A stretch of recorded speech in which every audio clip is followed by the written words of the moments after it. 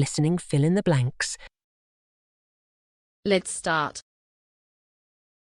Multiple studies show that digital screen use may be causing a variety of troubling downstream effects on reading comprehension in older high school and college students. In Stavanger, Norway, psychologist and Mangan and colleagues studied how high school students comprehend the same material in different mediums. Mangan's group asked subjects questions about a short story whose plot had universal student appeal.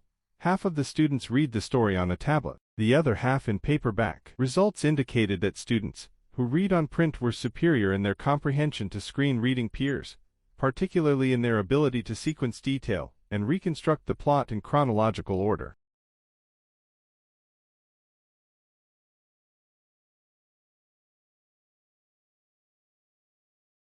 The automotive sector is well used to adapting to automation in manufacturing. The implementation of robotic car manufacture from the 1970s onwards led to significant cost savings and improvements in the reliability and flexibility of vehicle mass production.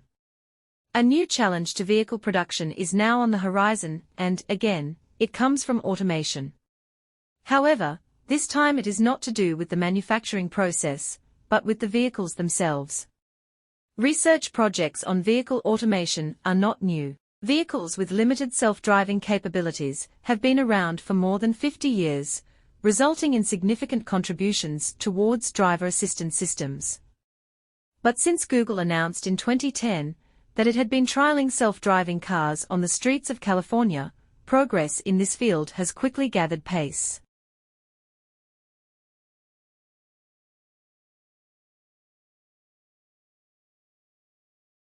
As work in neurosciences indicates, the acquisition of literacy necessitated a new circuit in our species' brain more than 6,000 years ago. That circuit evolved from a very simple mechanism for decoding basic information, like the number of goats in one's herd, to the present, highly elaborated reading brain. My research depicts how the present reading brain enables the development of some of our most important intellectual and affective processes: internalized knowledge, analogical reasoning, and inference, perspective-taking and empathy, critical analysis, and the generation of insight. Research surfacing in many parts of the world now cautions that each of these essential deep reading processes may be under threat as we move into digital-based modes of reading.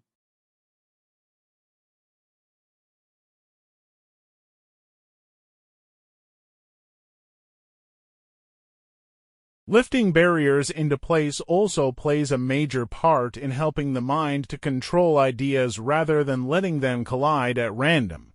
Parameters act as containers for ideas and thus help the mind to fix on them.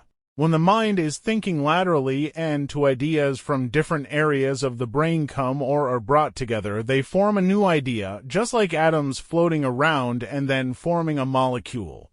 Once the idea has been formed, it needs to be contained or it will fly away. So fleeting is its passage, the mind needs to hold it in place for a time so that it can recognize it or call on it again.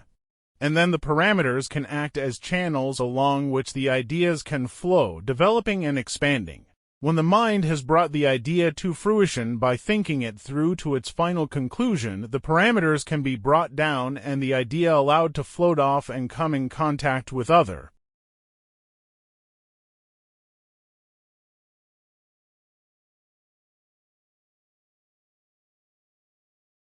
As work in neurosciences indicates, the acquisition of literacy necessitated a new circuit in our species' brain more than 6,000 years ago. That circuit evolved from a very simple mechanism for decoding basic information, like the number of goats in one's herd, to the present, highly elaborated reading brain. My research depicts how the present reading brain enables the development of some of our most important intellectual and affective processes: internalized knowledge, analogical reasoning, and inference, perspective-taking and empathy, critical analysis, and the generation of insight. Research surfacing in many parts of the world now cautions that each of these essential deep reading processes may be under threat as we move into digital-based modes of reading.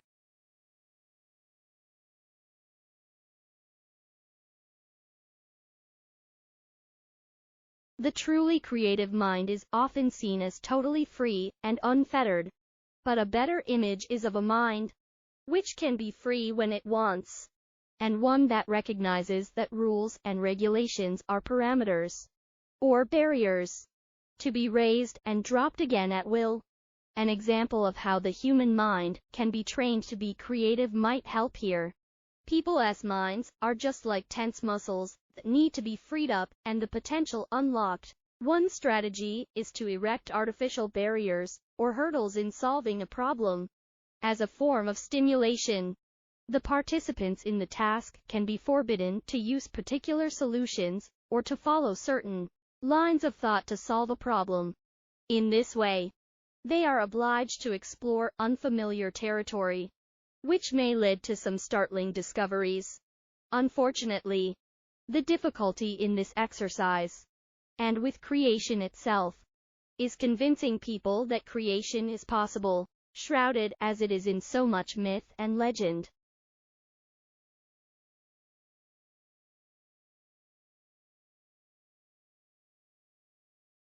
It appears that experimental, situational, and cultural factors are even more powerful in shaping wisdom than previously imagined, says Associate Professor Igor Grossman of the University of Waterloo in Ontario, Canada.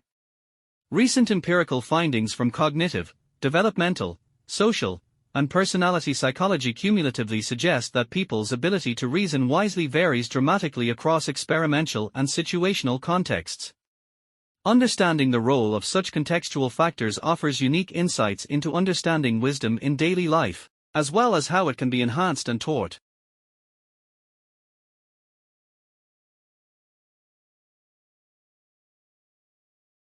For many people, a long way in our everyday lives, we have to perform many acts out of habit to survive, like opening the door, shaving, getting dressed, walking to work, and so on. If this were not the case, we would, in all probability, become mentally unhinged. So strongly ingrained are our habits, though this varies from person to person, that sometimes when a conscious effort is made to be creative, automatic response takes over. We may try, for example, to walk to work following a different route, but end up on our usual path. By then it is too late to go back and change our minds. Another day, perhaps. The same applies to all other areas of our lives. When we are solving problems, for example, we may seek different answers, but, often as not, find ourselves walking along the same well-trodden paths.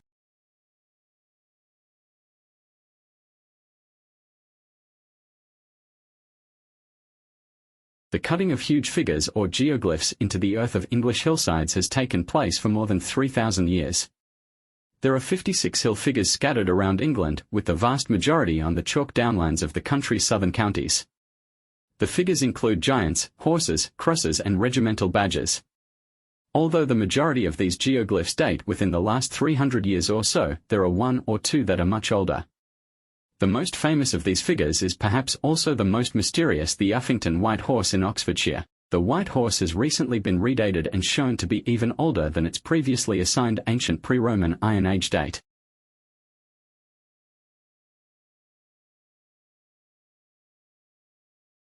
Like, share, subscribe the channel and press the bell icon for further updates.